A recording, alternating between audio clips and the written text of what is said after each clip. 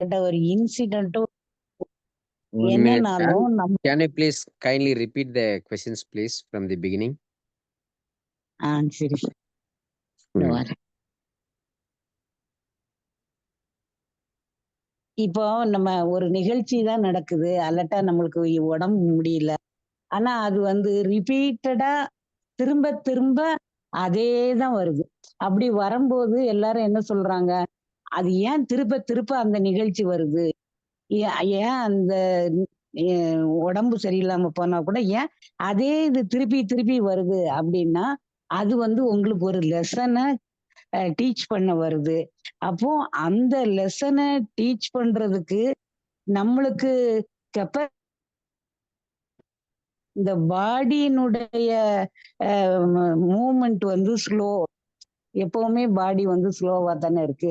அதனால நம்ம அப்படின்னு அக்செப்ட் பண்ணுனாலும், மனசுக்குள்ள ஒண்ணு இது என்ன லெசன டீச் பண்ண வருது அப்படின்னு கண்டுபிடிக்க முடியலையே அப்படின்னு இருக்கு சார். Thank you, அதுக்கு madam. என்ன Very சார் good. பண்ணணும்? Very good question. இது நம்ம சென்டாரி ஃப்ளவர் ரெமெடி சொல்லும்போது சொல்லியிருப்போம். ஆஹா. அளவுக்கு மீறி டாலரபிள் லிமிட்டுக்கு மீறி நம்ம அறிவையும் மனதையும் பயன்படுத்தி உடலை வந்து நம்ம அடிமைப்படுத்தியிருந்தோம் அப்படின்னு சொன்னா, அப்ப அது பல்வேறு கோணங்களா வந்து காட்டுன்னு சொன்னோம். இன்னொன்னு ஒயிட் செஸ்டனட் கடைசி ரெமெடி பத்தி சொல்லும்போது, ஐம்புலன்கள் வழியாக நமக்கு எமோஷன்ஸ் வந்து இன்புட்டா வந்து உள்ளுக்குள்ள வந்து வரும். அது ஆர்கன்ஸ் ரீதியா வந்து ப்ராசஸ் ஆகும். அது நமக்கு பிஹேவியராக அல்லது ஆட்டிட்யூட் மாதிரி வந்து நமக்கு எக்ஸ்போசர் ஆகும், வெளிப்படும். அப்போ இன்புட், ப்ராசஸ், அவுட்புட்.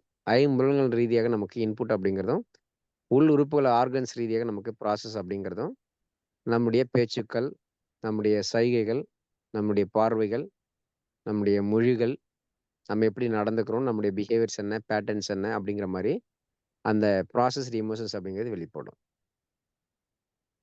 அப்ப இதுல ஃபர்ஸ்ட் நமக்கு எங்க ப்ராப்ளம் அப்படிங்கிறது தெரிஞ்சுக்கணும். அப்ப இன்புட்ஸ் நம்ம நெறைய ரிசீவ் பண்ணியிருந்தோம் அப்படின்னு சொன்னா, அப்ப 5 சென்சஸ் என்ன பண்ணும்? நம்ப காற்ற வந்து நம்ம சுவாசிக்கிறோம் அப்படிங்கிறது நம்ம கான்ஷியஸ் மைண்டுக்கு தெரியல அப்படின்னு சொன்னாலும், நம்ம ஆழ்ந்த தூக்கத்துல இருக்கும்போது கூட நம்ம சுவாசிச்சுட்டு தான் இருப்போம். ஆனா நமக்கு சுவாசிக்கிறோம் அப்படிங்கிறது நமக்கு கான்ஷியஸ்க்கு தெரியாது.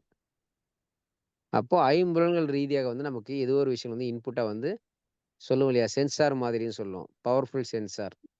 பிரெயினும் 5 சென்சஸும். எந்நேரம் அதுக்கு என்னென்னலாம் தோணுது, என்னென்னலாம் படுதோ, ஒளியா படுது. சவுண்ட் அண்ட் லைட் அப்படிங்கிற மாரி. எதுவா இருந்தாலும் மொத்தத்தையும் அது என்ன பண்ணும்? உள்ளுக்குள்ள அனுப்பிட்டே இருக்கும். ஏன்னா, பிரெயினுடைய ஃபங்ஷனிங் அப்படிங்கிறது மினிமம் 12,000லேருந்து 60,000 இல்ல 80,000 தாட்ஸா இருக்கும். இப்ப நம்ம நெனைக்கிற மாரி நான் இத நெனைப்பேன், இது மட்டும் தான் நெனைப்பேனா அப்படி கிடையாது. அது பாட்டுக்கு அது வந்து காத்து மாதிரி போயிட்டே இருக்கும். அதுல நமக்கு எங்க கான்ஷியஸ் மைண்டுக்கு தெரியுதோ, அங்க மட்டும் தான் இத நான் நெனைச்சேன், நடந்துச்சு. இது நான் நெனைச்சேன் நடக்கல அப்படின்னு சொல்லி நம்ம அறிவு ரீதியா வந்து சொல்லிட்டு இருப்போம். அப்ப கான்ஷியஸ் மைண்டுக்கு வராத பல்வேறு விஷயங்கள் எல்லாமே வந்து அது பாட்டுக்கு காத்து மாரி வந்து பேரலலா, நியூட்ரலா போயிட்டே இருக்கும். அது எங்கெங்கெல்லாம் வந்து கண் வீத்து எட்டி பாக்குதோ, அங்கெல்லாம் நம்ம அறிவு வந்து வேலை செய்யும். அப்ப அது நமக்கு ஒன்லி வந்து சென்சார் இன்புட்ல மட்டும். அதுக்கடுத்து இன்புட்ல வந்து நெறைய லோட் பண்ணிட்டோம். கண்ல எது எதெல்லாம் பாக்குறோமோ அதெல்லாம் பாக்குறோம். காது வழியா என்னென்னலாம் கேட்கிறோமோ அதெல்லாம் கேட்கிறோம். இது மாரி ம். 5 சென்சஸ் வந்து நெறைய இன்புட்ட வந்து நம்ம குடுத்துட்டோம். அத ம். ப்ராசஸ் பண்றது எது? உள்ள இருக்கக்கூடிய உள் உறுப்புகள் ஆர்கன்ஸ். ஆனா ம். அந்த உள் ம். உறுப்புகளுடைய ஆர்கன்ஸினுடைய ஒரிஜினல் தன்மைங்கிறது பார்த்தீங்க அப்படின்னு சொன்னா, உணவு சார்ந்து இருக்கும். எடுக்கக்கூடிய ம். உணவுகள வந்து ப்ராசஸ் பண்ணக்கூடிய அதே வேலை இருக்கும் அதோட ஆர்கன்ஸ்க்கு. அப்ப அந்த உள்ள இருக்கக்கூடிய உள் உறுப்புகளுடைய ஆர்கன்ஸ் பொறுத்தவரையில பார்த்தோம்னா, வெறும் நம்ம அந்த உணவு சார்ந்த, எனர்ஜி சார்ந்த, சக்தி சார்ந்த, ஒரு பொருள் சார்ந்த ஒரு எனர்ஜி அத ப்ராசஸ் பண்றது மட்டும் கிடையாது. 5 சென்சஸ் ரீதியாக நம்ம உள்ளுக்குள்ள வந்து நம்ம என்ன எமோஷன்ஸ அனுப்பியிருக்கோமோ, அத ப்ராசஸ் பண்ற ம். ரெஸ்பான்சிபிலிட்டி இருக்கும். அப்ப அந்த ம். டுயல் கான்செப்ட்ங்கிறது இருக்கும். அதனால தான் வந்து அந்த dual concept, dual mind set இருக்கும்போது நமக்கு சிறுஉடல் வந்து பாதிக்கும் அப்படின்னு சொல்லியிருப்போம். காம்பினேஷன்ஸ் ம். கிளாஸ்ல ஆர்கன் கிளாக் ரீதியா பார்க்கும்போது. அப்ப நமக்கு 5 சென்சஸ் ரீதியா வரக்கூடியது பார்த்தீங்கன்னா, உடல் ரீதியா பெருசா வந்து நமக்கு எதையும் ப்ராசஸ் பண்ணாது. ஆனா உடல் உள்ளுறுப்புகள் அப்படிங்கிறது நமக்கு உணவு ரீதியாக ஒரு மெட்டீரியலிஸ்டிக் பொருள் சார்ந்த விஷயங்களையும் ப்ராசஸ் பண்ணும். இந்த 5 சென்சஸ் ரீதியாக நம்ம என்ன இன்புட் குடுத்துருக்கோமோ, அதையுமே ப்ராசஸ் பண்ணும். அப்போ 2 டுயல் ரோல்ங்கிறது ப்ளே பண்ணணும்.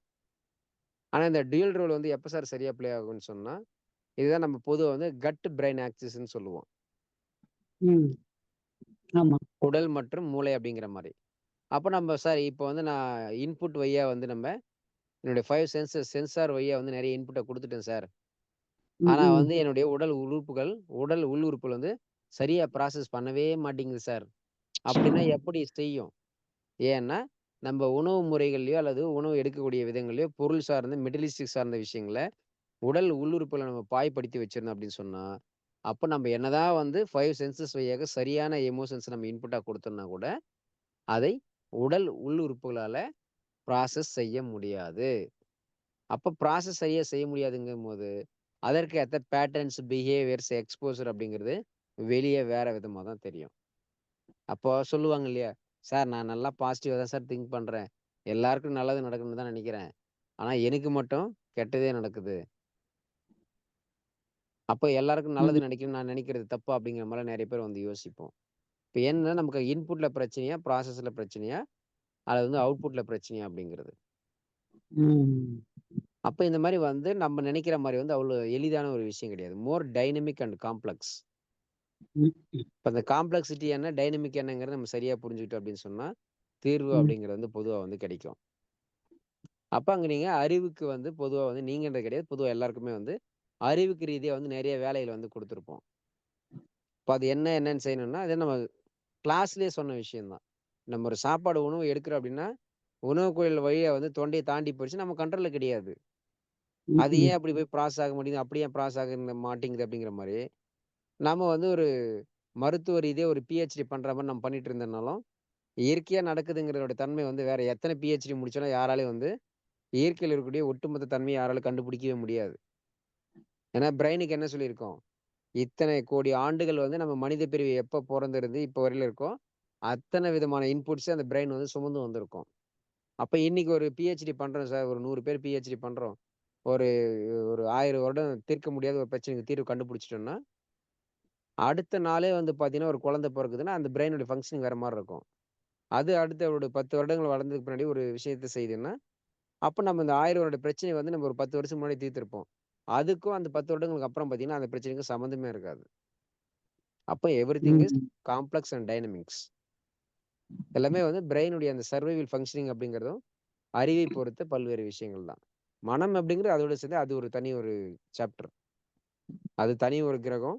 அறிவுங்கிறது ஒரு தனி கிரகம். மனம்ங்கிறது, அது உடலுங்கிறது ஒரு தனி கிரகம். ஆனா எல்லாமே சோலார் சிஸ்டம், சோலார் ஃபேமிலிக்குள்ள அடக்கம் அவ்வளோதான். அப்ப அந்த மாரி வந்து நம்ம இணைந்து புரிந்து கொண்டால் மட்டும் தான் அது சாத்தியம். அப்போ ம். அறிவுக்கு வந்து அங்க நம்ம நெறைய வந்து வேல குடுக்குறோம். அப்ப அந்த அறிவு ரீதியான விஷயங்கள வந்து நம்ம ஸ்டாப் பண்ணிக்கணும். எல்லாத்துக்கும் வந்து ம். நம்ப எவிடன்ஸ் அப்படிங்கிறத எதிர்பார்க்கக் கூடாது. ஓகே. இப்ப அது தெரிஞ்சுட்டு என்ன செய்ய போறோம்? Okay let it be. நீங்களே சொல்லியிருந்தீங்க இல்லையா? சார் கோல ஒண்ணு செட் பண்ணிடுறோம். செட் பண்ணிட்டு அது வந்து நடக்கலன்னா, வருத்தப்படுறோம். இல்ல வந்து நடந்துச்சுன்னா சந்தோஷப்படுறேன்னு சொல்லி. இப்ப நீங்க என்ன ம். சொன்னீங்க? சார் ஃபர்ஸ்ட் நம்ம ஏன் சார் வந்து கோல செட் பண்ணோம்? நம்ம ப்ராசஸ் சரியா தெளிவா செஞ்சோம் அப்டின்னா, கோலே இல்ல. அது பாட்டுக்கு அது கரெக்ட்டா தானே நடக்க தானே போது. அப்புறம் ஏன் நம்ம செட் ம். பண்ணணும்? திரும்ப ஏன் நடக்கலன்னா வருத்தப்படணும்? அப்டின்னு சொல்லியிருந்தீங்க இல்லையா? அந்த மாரி ம். வந்து ஜஸ்ட் லைக் தட் அப்டின்னு சொல்லி நீங்க ஈஸியா வந்து லீவ் பண்ணிட்டு போயிட்டே இருக்கணும். அறிவுக்கு அதிகமா வேல குடுத்துட்டீங்கன்னா, இன்புட் குடுத்துருவோம். நீங்க எவ்வளோ வேணா குடுத்துறலாம்.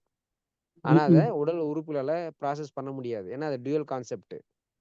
ம். அது மனம் சார்ந்த விஷயங்களுக்கும் உடல் உறுப்புகள், உள் உறுப்புகள் பாதிக்கப்படும். அல்லது உள் உறுப்புகளுக்கு என்று பிரத்யேகமான பணி, உணவு முறை சார்ந்து, ஆற்றல் சார்ந்து, எனர்ஜி சார்ந்து என்ன இருக்கோ, அதையும் செய்யும். இத நம்ம பொதுவா சொல்லுவோம். உடலால மனம் பாதிக்கப்பட்டிருக்கா, மனதால உடல் பாதிக்கப்பட்டிருக்காங்கிறது சரியா கணிக்க தெரியணும். ஏன்னா, அதுதான் வந்து உடல் உள்ளுறுப்புகள் வந்து எந்த அளவுக்கு வேலை செய்யணும் அப்படிங்கிறது. இதெல்லாம் வந்து நெறைய பேருக்கு வந்து டங் டயக்னோஸ் அப்படிங்கிற மாரி வந்து டங் எல்லாம் ஃபோட்டோ அனுப்ப சொல்லுவேன். அத ம். அனுப்பும்போது நான் தெளிவா வந்து சொல்லுவேன்.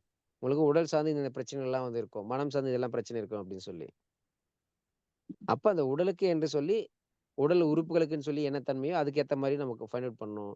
இன்புட் ரீதியாக 5 சென்சஸ் ரீதியாக நம்ம என்ன குடுத்துருக்கோமோ, அதையும் நம்ம சரியா ஃபைண்ட் அவுட் பண்ணணும். ம். இப்ப இந்த மாரி நம்ம இப்ப அடிப்படை பிரச்சனை வந்து நமக்கு இன்புட்டா, ப்ராசஸா, அவுட்புட்டா அப்படிங்கிறது தெரியணும். ஸோ அந்த வகையில பார்க்கும்போது நீங்க கேட்டிருந்த உங்கள சார்ந்து அப்படிங்கிற போது பார்க்கும்போது, அறிவுக்கு அதிகமான வேலைகள். அப்ப அந்த இன்புட்ட வந்து ஒண்ணு நீங்க ஸ்டாப் ஸ்டாப் பண்ணணும். அல்லது சார் இன்புட் என்னால குடுக்கறத ஸ்டாப் பண்ண முடியாது. இன்புட் வந்துட்டே தான் இருக்கும். அப்ப ப்ராசஸ் வந்து நம்ம உடல் உள்ளுறுப்புகள் அத சரியா ப்ராசஸ் பண்ற அளவுக்கு உடல் உள்ளுறுப்புகள் நம்ம சரியாக திடமாக வைத்திருக்க வேண்டும். அப்படி இருந்தா நீங்க எவ்வளவுதான் அறிவ உள்ளுக்குள்ள இன்புட்ட குடுத்தீங்கனாலும், அத வந்து உடல் உள்ளுறுப்புகள் சரி செய்து, ப்ராசஸ் செய்து அனுப்பிட்டே இருக்கும். அப்ப 2 நிலையிலும் நம்ம 2 முனையிலயும் வந்து நம்ம சிந்திச்சு செயல்பட்டோம் அப்படின்னா, கண்டிப்பாக தீர்வுகள் அப்படிங்கிறது கிடைக்கும். இன்னும் சிம்பிளா எக்ஸாம்பிள் சொல்லணும்னா, நம்ம யுபிஎஸ்சி எக்ஸாம்ஸ் அப்படிங்கிறதெல்லாம் தெரியும். 2%, 3%, 0.2%, 0.3% அப்படிங்கிற ரிசல்ட். ஆனா எலிஜிபிலிட்டி என்ன? டிகிரி முடிச்சிருக்கக்கூடிய யாரு வேணாலும், எந்த டிசிப்ளின்ல இருந்தாலும், எல்லாருமே போயிட்டு எக்ஸாம் எழுதலாம். அப்ப இன்புட் நெறைய குடுத்துடுறோம். ஆனா ப்ராசஸ் ஆகுறது கொஞ்சம் தான். Very rare. அதுலயும் வந்து நெறைய 4 டைம்ஸ், 5 டைம்ஸ் எல்லாம் இன்டர்வியூ வரையில கூட போயிட்டு ஃபெயில் ஆனவங்க நெறைய பேர் இருப்பாங்க. அப்ப ம். அவங்க பிரிலிம்ஸ் பாஸ் பண்ணது எதுக்கு? மெயின்ஸ் பாஸ் பண்ணது எதுக்கு? கடைசியா போயிட்டு எப்படி வந்து அவங்க இன்டர்வியூல வந்து ஃபெயில் ஆகுறாங்க அப்படிங்கிற மாரி எல்லாம். அப்ப அந்த ப்ராசஸ் அப்படிங்கிறது வெரி பிகினிங்லயே ஃபெயிலியர் ஆச்சா? அல்லது வந்து கடைசியில போயிட்டு ப்ராசஸ் வந்து ஃபெயிலியர் ஆச்சா? அப்படிங்கிற மாரி எல்லாம். இதெல்லாம் வந்து நம்ம ரியல் டைம்ல புரிஞ்சுக்கிறது தான். எங்கேயோ நமக்கான தேவைகள் அப்படிங்கிறது எங்கேயோ ஏதோ ஒரு மூலையில கிடைக்காது.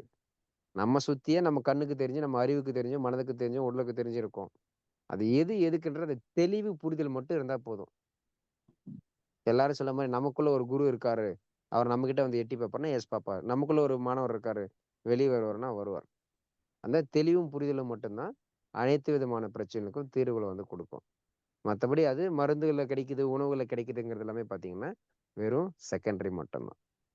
தெளிவும் புரிதலும் சரியாக இருந்தாலே, அதற்கேற்ற உணவும், தீர்வுகளும், மருந்தும் அப்படிங்கிறது எல்லோருக்குமே எல்லா நேரங்களிலுமே கிடைக்கும்.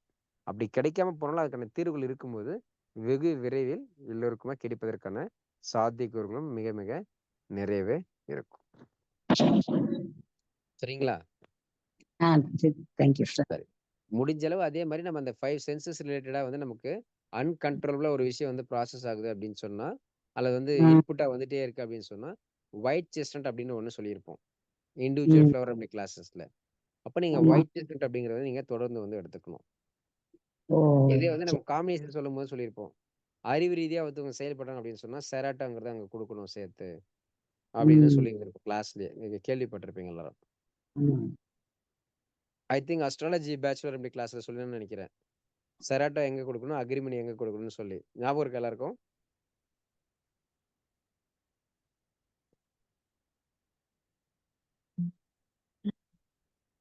ஐ think exactly don't know. No problem. ஏன்னா எனக்குமே நெறைய விஷயம் வந்து ஞாபகம் இருக்காது. ஏன்னா நான் வந்து அறிவுக்கு வந்து பெருசா வந்து பயன்படுத்த மாட்டேன். அறிவ பயன்படுத்தினா எனக்கு வர இன்புட் வந்து ஸ்டாப் ஆயிடும் அப்படிங்கிற மாரி. அதுவும் உண்மதான் கூட.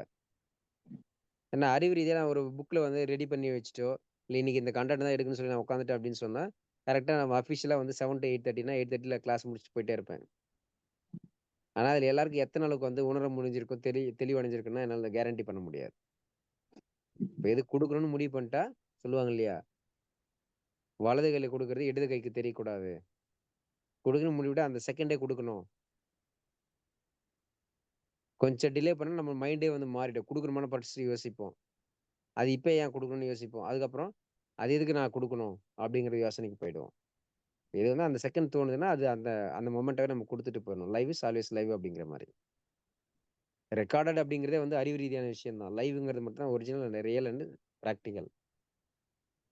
இப்ப அது ரீதியா மட்டும் குடுக்கணும்னு சொல்லி இந்த இத்தன நாள் வரையிலும் பார்த்தீங்கன்னா, நம்ம எதுவுமே வந்து ஸ்ட்ரிக்ட்டா இப்படிதான் அப்படிங்கிற மாரி சொல்லியிருக்க மாட்டோம். அறிவு ரீதியா. அப்ப அந்த தெளிவும், புரிதலும் ஏற்படுத்துவதற்காக மட்டும் தான் நம்ம இவ்வளவு தூரம் வந்து ஒவ்வொரு விஷயங்களும் வந்து நம்ம லென்த்தா வந்து சொல்லக்கூடியது. ம். அதுக்கேத்த மாரி வந்து நீங்க புரிதல கொஞ்சம் நெறைய ஏற்படுத்திக்கிட்டு, அதற்கேத்த மாரி தீர்வுகள நீங்க வந்து எடுத்தீங்க அப்படின்னு சொன்னா, ஒரு மேன்மையான நிலை அப்படிங்கிறது கிடைக்கும். அதுக்காக ஆ. வெறும் மனம் அப்படின்னு சொல்லி வெறும் மனச மட்டுமே நம்ம வந்து நம்பிட்டு இருக்கக்கூடாது. ஃப்ளவர் ரெமிடி நம்பிட்டு இருக்கக்கூடாது. உடல், ஆமா. அறிவு, ம். மனம் 3க்குமான தன்மைய தான் நம்ம வந்து யோசிக்கணும். ம். சரிங்களா? Thank you sir. Thank you madam. Thank you so much.